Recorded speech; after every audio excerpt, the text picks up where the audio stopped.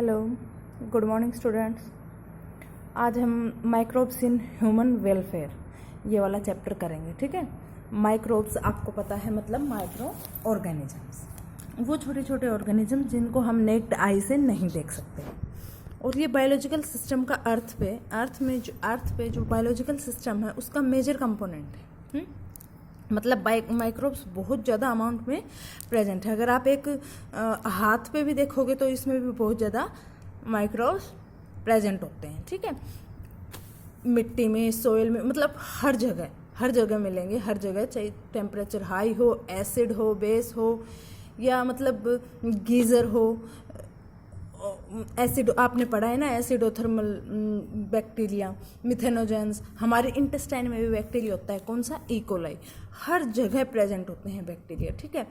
सिर्फ कहाँ नहीं होते, रेन वाटर में। जब तक वो अर्थ पे या मिट्टी पे ना गिरे तब तक रेन वाटर में और फायर में प्रेजेंट नहीं होते, बाकी हर जगह प्रेजेंट होते हैं। साल्टी एरिया में, डीप अर्थ में, ठीक है, हर जगह प्रेजेंट होते हैं। डाइवर्सिटी, अब माइक्रोब्स की डाइवर्सिटी क्या है बेटा, आपको पता है कि मतलब बहुत ज़्यादा टाइप के माइक्रोब्स होते हैं। कौन कौन से, बैक्टीरिया हो गए, fungi, protozoa, virus, viroids and prions. बेटा प्रायन्स मैंने बताया हुआ है, इन्फेक्शियस प्रोटीन्स, है ना, यही बताया था ना। सिर्फ प्रोटीन होता है जो इन्फेक्शन करता है, मल्टीप्लाई कर लेता है अपने आप को। वायरोइड्स क्या होते हैं ये मेरे को लिख भेजना, ठीक है। हाँ, ये जो बैक्टीरिया, फंगाई वगैरह, इनको हम नेक्ड आई से नहीं देख सकते, लेकिन कॉलोनीज मतलब इकट्ठे ग्रो करते हैं ये। जब ये इकट्ठे ग्रो करते हैं कुछ bacteria, fungi nutritive culture media में या न्यूट्रिटिव मीडिया में, तो हम इनको देख सकते हैं। ठीक है। सिंगल बैक्टीरिया फंगाई को ना देख पाए, लेकिन अगर ये कॉलोनीज बना रहे हैं, ग्रुप में है, तो हम इनको देख सकते हैं। ठीक है। इसके बाद है एनसीईआरटी में ना, फर्स्ट पेज के बाद जो सेकंड पेज आएगा उसमें डायग्राम्स दे रखे हैं। ये बेसिलस बैक्टीरिया है, ये आपने देखा भी होगा, वो कौन सा, बैक्टीरियोफेज। बैक्टीरियोफेज क्या होता है, वो वायरस जो बैक्टीरिया को इन्फेक्ट करता है, जो बैक्टीरिया पे अटैक करता है ना, उसका डायग्राम दे रखा है। उसकी लेबलिंग देख लेना और उसका डायग्राम बना के मेरे पास सेंड कर देना। ठीक है। उसमें एक बात और दे रखी, एडेनोवायरस। ठीक है। एडेनोवायरस रेस्पिरेटरी इन्फेक्शन कोज करता है, वैसे पेज पे नहीं है लेकिन ये आ सकता है। एडेनोवायरस कौन सा वायरस है जो रेस्पिरेटरी इन्फेक्शन करता है, बहुत सारे हैं, लेकिन अगर एडेनोवायरस ऑप्शन में दे रखा है तो यही करना है आपने। ठीक है। Microbes are not always harmful, several are useful in diverse way. क्या कह रहा है बेटा, माइक्रोब्स आपको पता है कि प्रोटोजोआ डिजीज करते हैं, फंगाई डिजीज करती हैं, वायरस डिजीज करते हैं, बैक्टीरिया करते हैं, लेकिन माइक्रोब्स हमेशा हार्मफुल नहीं हो सकते बेटा। ये हमारे लिए क्या होते हैं, यूजफुल भी होते हैं। हम बहुत सारे ऐसे माइक्रोब्स हैं जिनको डेली यूज करते हैं, जैसे लैक्टोबैसिलस। लैक्टोबैसिलस आपको पता है किस में प्रेजेंट होता है, मिल्क में प्रेजेंट होता है। ठीक है। लैक्टिक एसिड बैक्टीरिया, मतलब वो बैक्टीरिया जो लैक्टिक एसिड प्रोड्यूस करते हैं, उनमें से एक तो हो गया लैक्टोबैसिलस, दूसरा हो गया ल्यूकोनोस्टोक। ठीक है, ल्यूकोनोस्टोक। और लैक्टोबैसिलस नाम से ही पता चल रहा है, लैक्टोबैसिलस मतलब बैसिलस होगा, रोड शेप्ड होगा, और लैक्टोज क्या है बेटा, एक शुगर है, डाइसैकेराइड शुगर, जो ग्लूकोज और ग्लैक्टोज से मिलकर बनी होती है, ग्लूकोज प्लस ग्लैक्टोज। लैक्टोज एक डाइसैकेराइड है, मतलब दो शुगर से बनी होती है, ग्लूकोज और ग्लैक्टोज से। और ये लैक्टोज किस में मिलता है, मिल्क में मिलता है। तो मतलब इसको क्या करता है बेटा, इसको पार्शियली डाइजेस्ट करता है। ठीक है। और लैक्टिक एसिड प्रोड्यूस करता है ये बैक्टीरिया। अब है दूसरा है ल्यूकोनोस्टोक। ल्यूकोनोस्टोक लैक्टिक एसिड तो प्रोड्यूस करता है, साथ में CO2 भी प्रोड्यूस करता है, ये ध्यान रखना। ठीक है। लैक्टोबैसिलस कहाँ ग्रो करेंगे, मिल्क में, और इसको कन्वर्ट कर देते हैं किस में, कर्ड में कन्वर्ट कर देते हैं पार्शियली। इसके मतलब जो मिल्क के जो प्रोटीन्स होते हैं उनको पार्शियली डाइजेस्ट करके कर्ड में कन्वर्ट कर देते हैं। और जब दूध से दही बनता है ड्यूरिंग ग्रोथ, लैक्टोबैसिलस क्या करेंगे बेटा, ग्रो करेंगे, lactic acid bacteria acid produce करेंगे, और वो क्या करेगा, कोगुलेट करेगा, मतलब उसको जमा देगा और मिल्क प्रोटीन्स को पार्शियली डाइजेस्ट करेगा। ठीक है। लेकिन आपको पता है कि हम दही जमाते हैं तो उसमें पहले क्या डालते हैं, थोड़ा सा पहले से जमा हुआ दही या लस्सी डालते हैं। ठीक है। उसको हम इनोकुलम डोज बोलते हैं। क्या बोलते हैं? इनोकुलम डोज या स्टार्टर, ताकि दही जम जाए, है ना। हाँ, सूटेबल टेम्परेचर होना बहुत ज़रूरी है। सर्दियों में देखा होगा मम्मी अगर जमाती है तो उसको ढकती ज़रूर है, ऐसे ही नहीं छोड़ देती, क्योंकि सर्दी बहुत होती है इसमें। क्यों? क्योंकि लैक्टोबैसिलस बैक्टीरिया ग्रो नहीं कर पाएंगे ठंड में, ठीक है। फ्रिज में भी नहीं रखते हैं दही जमाने के लिए, और ना ही उबलते दूध में भी डाला। अगर उबलते दूध में डाल दिया तो क्या होंगे? ये सारे बैक्टीरिया मर जाएंगे। तो लैक्टोबैसिलस बैक्टीरिया के और क्या क्या फंक्शंस हैं? Convert milk into curd, milk को कर्ड में कन्वर्ट करता है। मिल्क में कर्ड में विटामिन B12 की अमाउंट इंक्रीज करता है, ठीक है। इंक्रीज विटामिन B12 के अमाउंट को इंक्रीज करता है, जो कि बहुत अच्छा होता है विटामिन B12 हमारी बॉडी के लिए। और जो डिजीज कॉजिंग बैक्टीरिया है उनकी ग्रोथ को चेक करता है, मतलब उनको रोकता है, ठीक है। स्टमक में कोई ऐसे बैक्टीरिया है जो हमारे लिए डिजीज कॉजिंग है, उनको ये चेक कर सकता है, रोक सकता है, उनकी ग्रोथ को रिटार्ड कर सकता है, ठीक है। मतलब बहुत हेल्दी होता है कर्ड, ठीक है। क्यों? क्योंकि कर्ड में लैक्टोबैसिलस बैक्टीरिया होते हैं। डो, जैसे डोसा और इडली के हैं, ये बैक्टीरिया के द्वारा फर्मेंट किए जाते हैं। किसके द्वारा?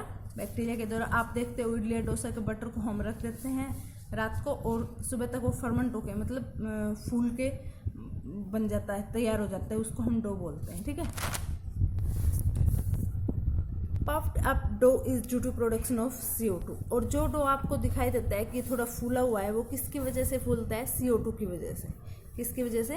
Production of CO2। Dough for bread के लिए जो डो यूज किया जाता है उसको फर्मेंट किया जाता है किसके द्वारा? ईस्ट के द्वारा। और इस ईस्ट को हम बेकर्स ईस्ट बोलते हैं, ठीक है। क्या बोलते हैं? Baker's yeast. और इसका साइंटिफिक नेम है सैक्रोमाइसिस सेरेवेसी।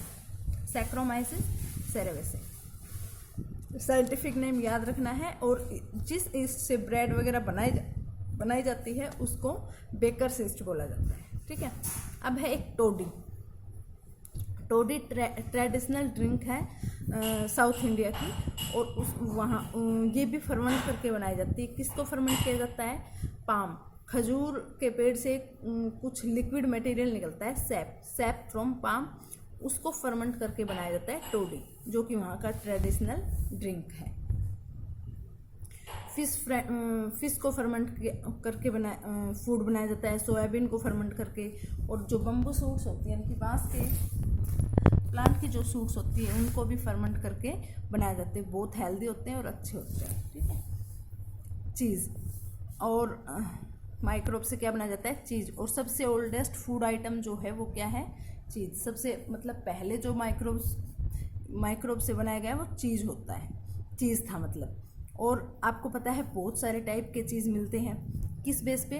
कि उनका टेक्सचर कैसा है, उसके फ्लेवर कैसा है, उसका टेस्ट कैसा है। और ये सब टेक्सचर, फ्लेवर, टेस्ट कैसे आते हैं कि कौन सा माइक्रोब यूज़ करके इस चीज़ को बनाया गया है, ठीक है। वैराइटीज़ होती है, जैसे इसमें दे रखा है NCERT में स्विस चीज़ ऐसी होती है बेटा, इसमें बहुत बड़े बड़े होल्स होते हैं। और ये होल्स क्यों होते हैं? CO2 की प्रोडक्शन होती है तो ये होल्स बनते हैं, ठीक है। Large holes, large CO2 production, ठीक है। बहुत ज़्यादा CO2 प्रोड्यूस होती है जिसके कारण ये होल्स बनते हैं। और ये कौन सी बैक्टीरिया को यूज़ करके बनाई जाती है स्विस चीज़?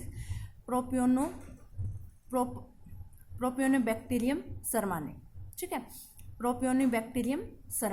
प्रोपियोनिबैक्टीरियम सरमानी यूज़ करके स्विस चीज़ को बनाया जाता है। और इसमें जो लार्ज होल्स होते हैं वो किस वजह से होते हैं? CO2 प्रोडक्शन की वजह से। दूसरी चीज़ दे रखी है रोक्यूफोर्ट चीज़, ठीक है। और इसको मतलब जब राइप किया जाता है, प्रोसेस किया जाता है, तो इसके ऊपर फंगाई ग्रो की जाती है, जो इसको पर्टिकुलर फ्लेवर देती है, एक अच्छा फ्लेवर देती है, जो बहुत पसंद की जाती है। थोड़ी सी बीटर होती है टेस्ट में, लेकिन अच्छी मानी जाती है, ठीक है।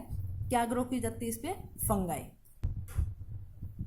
Microbes used for synthesis A number of products, beverages and antibiotics. और माइक्रोब्स हमने देखा कि क्या क्या बनाते हैं। चीज़ बना सकते हैं, टोडी, डो और कर्ड बना सकते हैं, ठीक है। लेकिन इसके अलावा कुछ प्रोडक्ट्स और भी होते हैं, जैसे बेवरेजेस, एंटीबायोटिक्स, ये भी बना सकते हैं हम इसके द्वारा। तो अगर इंडस्ट्रियल यूज़ के लिए चाहिए हमें माइक्रोब्स, कल्चर मीडियम में ग्रो कर लिया, ठीक है, लैब के लिए, लेकिन अगर हमें इंडस्ट्रियल प्रोडक्शन के लिए चाहिए, किसी चीज़ को बहुत ज़्यादा अमाउंट में प्रोड्यूस करना है, उसके लिए अगर हमें ज़्यादा माइक्रोब्स चाहिए तो माइक्रोब्स को भी ग्रो करना पड़ेगा लार्ज वेसल्स में। स्पेशल लार्ज वेसल्स होते हैं जिसमें अच्छे से गैस की सप्लाई होती है, न्यूट्रिटिव मीडिया मिलता है, उनको सूटेबल टेम्परेचर मिलता है, और इन लार्ज वेसल्स को हम बोलते हैं फर्मेंटर्स। क्या बोलते हैं?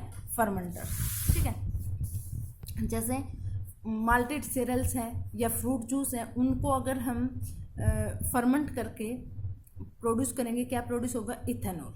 ठीक है, कौन सी प्रोसेस? एनारोबिक प्रोसेस, जो आपने पढ़ी होगी, एनारोबिक रेस्पिरेशन, है ना। इसमें भी क्या यूज किया जाता है? Brewer's yeast.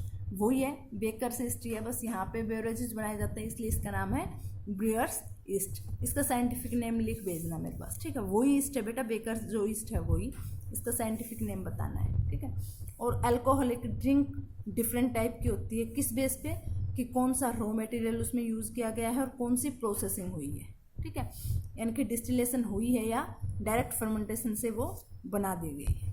ठीक है, जैसे वाइन और बियर है, विदाउट डिस्टिलेशन है, डायरेक्ट फर्मेंट किया और इनको मतलब मार्केट में निकाल दिया, तो वाइन और बियर इनमें अल्कोहल भी कम होता है, 4 to 5% होता है। लेकिन जो विस्की, ब्रांडी और रम है, ये डिस्टिलेशन के द्वारा बनाई जाती है। किसके द्वारा? डिस्टिलेशन के द्वारा। मतलब फर्मेंटिंग के बाद प्रोसेसिंग होती है, डिस्टिलेशन होती है, फिर इनको ओक से बने वेसल्स होते हैं, बड़े बड़े ओक एक लकड़ी होती है, उससे बने बड़े बड़े वेसल्स होते हैं, उसमें रखा जाता है 10-20 साल के लिए, और जितने ज़्यादा रखा जाएगा उतनी ज़्यादा अच्छी होगी। ध्यान रखना, without distillation wine and beer, by distillation whisky, brandy and rum. ठीक है, ये तो हो गए बेवरेजेस। नाउ एंटीबायोटिक्स, सबसे सिग्निफिकेंट डिस्कवरी है 20th सेंचुरी की, क्या? एंटीबायोटिक। एंटीबायोटिक का मतलब एंटी, अगेंस्ट लाइफ, लाइफ के अगेंस्ट। किसकी लाइफ के अगेंस्ट? पैथोजेंस के लाइफ के अगेंस्ट। हमारे लिए तो प्रो लाइफ है, मतलब लाइफ देने वाली है। ठीक है, लेकिन माइक्रो ऑर्गेनिजम्स उनकी लाइफ के अगेंस्ट है, मतलब उनको, उनकी ग्रोथ को चेक करेगी, रिटार्ड करेगी, उनको किल कर देगी। ठीक है, एंटीबायोटिक्स क्या है बेटा? Chemical substance produced by some microbes. कुछ माइक्रोब केमिकल सब्सटेंस प्रोड्यूस करते हैं जो दैट किल और retard the growth of other microbes, जो दूसरे माइक्रोब्स की ग्रोथ को रिटार्ड करेंगे या उनको किल कर देंगे। ठीक है, सबसे पहले जो एंटीबायोटिक डिस्कवर की गई थी वो थी पेनिसिलिन।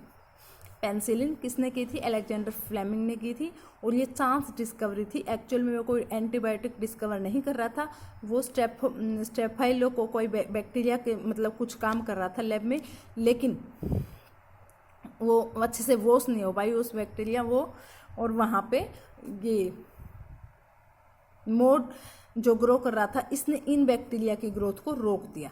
बाद में इसको नाम दिया गया पेनिसिलियम नोटाटम। तब उसने देखा कि ये पेनिसिलियम नोटाटम तो इस बैक्टीरिया को ग्रो नहीं होने देती, इसको किल कर रही है, फिर इसकी ग्रोथ को रिटार्ड कर रही है। यहाँ से एंटीबायोटिक की डिस्कवरी की गई थी। बाद में एंस चेन और हार्वर्ड फ्लोरे ने इस पर अच्छे से वर्क करके मतलब इफेक्टिव एंटीबायोटिक बनाई थी। तो इन तीनों को प्राइज़ मिला था 1945 में, अलेक्जेंडर फ्लेमिंग को, एंस चेन को और हार्वर्ड फ्लोरे को 1945 में। और सेकेंड वर्ल्ड वॉर में बहुत ज़्यादा यूज हुई थी एंटीबायोटिक्स, जिससे लाखों जानें बच गई थी। फर्स्ट वर्ल्ड वॉर में बहुत ज़्यादा जानें गई थी, क्योंकि कोई भी चोट लगी, वाउंड, उसमें एंटीबायोटिक उसमें बैक्टीरिया ग्रो किया और पूरे हाथ या पैर काटने पड़ गए थे। लेकिन तब तक सेकेंड वर्ल्ड वॉर में ये एंटीबायोटिक डिस्कवर हो चुकी थी, जिससे लाखों जानें बच गई थी। ठीक है, antibiotics use to cure deadly disease. आपको पता है एंटीबायोटिक्स जो बैक्टीरियल डिजीज होती है उनको क्योर करने में हेल्प करती है। कौन कौन सी बैक्टीरियल डिजीज? जैसे plague, whooping cough, diphtheria and leprosy. ये डेडली डिजीज है, लेकिन इनको क्योर किया जा सकता है किसके द्वारा? एंटीबायोटिक्स के द्वारा। तो मतलब एंटीबायोटिक कितनी अमेजिंग डिस्कवरी है, मतलब है ना, कि इतने सारे डिजीज को इरेडिकेट कर दिया। ठीक है, और माइक्रोब्स को यूज़ किया जाता है बहुत सारे केमिकल प्रोड्यूस करने के लिए, जैसे organic acid, alcohol, bioactive molecules या एंजाइम। ठीक है, माइक्रोब्स को यूज़ किया जाता है बहुत सारे केमिकल्स प्रोड्यूस करने के लिए, जैसे ऑर्गेनिक एसिड्स, अल्कोहल और वो enzymes and bioactive molecules. Organic acids, कौन कौन से ऑर्गेनिक एसिड हैं और कहाँ से इनको प्रोड्यूस किया जाता है? सिट्रिक एसिड, एस्परजिलस नाइजर एक फंगस है बेटा, एस्परजिलस नाइजर एक फंगस है जो कि सिट्रिक एसिड प्रोड्यूस करती है। एसेटोबैक्टर एसेटाई, एसेटोबैक्टर एसेटाई एक बैक्टीरिया है जो एसिटिक एसिड प्रोड्यूस करता है। क्लोस्ट्रीडियम बुटाइलिकम, क्लोस्ट्रीडियम बुटाइलिकम है एक बैक्टीरिया जो बुटाइरिक एसिड प्रोड्यूस करता है। Lactobacillus bacteria lactic acid produce करता है। ये सारे याद होने चाहिए और ये लिस्ट मेरे पास भेज देना, ठीक है। इसके बाद एल्कोहल ईस्ट प्रोड्यूस करती है बेटा, एथेनॉल और एल्कोहल, ठीक है। कौन सी? ब्रूअर्स ईस्ट, और इसका नाम आपने लिख भेजना है, ठीक है। एंजाइम्स कौन कौन से प्रोड्यूस किए जाते हैं? माइक्रोब से। लाइपेज एंजाइम, कौन सा? लाइपेजेस एंजाइम, जिसको डिटर्जेंट्स में यूज़ किया जाता है, जो डिटर्जेंट्स होते हैं इनमें यूज़ किया जाता है ताकि ऑयली डर्ट है या फिर कोई ऐसा दाग धब्बा है उनको छुड़ाने के लिए लाइपेज एंजाइम को डिटर्जेंट में डाला जाता है, ठीक है। और ये माइक्रोब से ही प्रोड्यूस किया जाता है। पैक्टिनेजेस एंड प्रोटीएज एंजाइम होते हैं जो मार्केट पे पैक्ड जूस आते हैं ना, वो ज़्यादा क्लियर होते हैं, ज़्यादा साफ होते हैं, ठीक है, ज़्यादा क्लैरिफाई होते हैं, तो उनको क्लैरिफाई करने के लिए एंजाइम्स का यूज किया जाता है। कौन कौन से एंजाइम? पैक्टिनेजेस एंड प्रोटीएजेस एंजाइम, जिनको माइक्रोब्स की हेल्प से प्रोड्यूस किया जाता है। ध्यान रखना, डिटर्जेंट में कौन सा एंजाइम? लाइपेजेस एंजाइम, और जूस को क्लैरिफाई करने के लिए protease enzyme and pectinase enzyme. इसके बाद है स्ट्रेप्टोकाइनेज एंजाइम, जो स्ट्रेप्टोकोकस से प्रोड्यूस किया जाता है। इसको किस में यूज किया जाता है? क्लॉट ब्लस्टर को रिमूव करने के लिए, मतलब ब्लड वेसल्स में ब्लड क्लॉट्स आ जाते हैं, जिनको मायोकार्डियल इन्फेक्शन या हार्ट अटैक आता है, उनकी ब्लड वेसल्स में ब्लड क्लॉट्स बन जाते हैं। उसको रिमूव करने के लिए ये एंजाइम होता है स्ट्रेप्टोकाइनेज, जो कहाँ से प्रोड्यूस किया जाता है? स्ट्रेप्टोकोकस से, ठीक है। हर एक एंजाइम याद होना चाहिए, इनके फंक्शंस याद होने चाहिए। अब है कौन से बायोएक्टिव मॉलिक्यूल प्रोड्यूस कर सकते हैं माइक्रोब से? साइक्लोस्पोरिन ए, साइक्लोस्पोरिन ए। ये क्या करता है बेटा? इम्यूनोस्प्रेसिव एजेंट है। आपको पता है जब ऑर्गन ट्रांसप्लांट करते हैं तो हमें हमारा इम्यून सिस्टम थोड़ा स्प्रेस करना पड़ता है कि वो उसको रिजेक्ट ना करते, है ना। तो इम्यूनोस्प्रेसिव एजेंट के रूप में साइक्लोस्पोरिन बायोएक्टिव मॉलिक्यूल का यूज़ किया जाता है। ये कहाँ से प्रोड्यूस होता है? ट्राइकोडर्मा पोलिस्पोरम एक फंगाई होती है, उससे प्रोड्यूस किया जाता है। ट्राइकोडर्मा पोलिस्पोरम एक फंगाई होती है, वहाँ से प्रोड्यूस किया जाता है इसको, साइक्लोस्पोरिन को, इम्यूनोस्प्रेसिव एजेंट के रूप में, ठीक है। दूसरा है स्टैटिन। स्टैटिन को हम प्रोड्यूस करते हैं ईस्ट से। कौन से ईस्ट से? मोनास्कस परप्यूरस, ठीक है, मोनास्कस परप्यूरस। और ये क्या करता है? जो ब्लड में कोलेस्ट्रॉल लेवल इंक्रीज हो जाता है, जो एंजाइम ब्लड में कोलेस्ट्रॉल लेवल को इंक्रीज करता है, उसके साथ कॉम्पिटिशन करके कॉम्पिटिटिवली उसको डिक्रीज कर देता है और ब्लड में कोलेस्ट्रॉल लेवल को डिक्रीज करता है, लो करता है, ठीक है। ये हर पॉइंट याद होना चाहिए आपको। कौन से एंटीबायोटिक, कौन से एसिटिक एसिड, कौन से बैक्टीरिया या फंगाई से मिले हैं, ठीक है। Okay, thank you.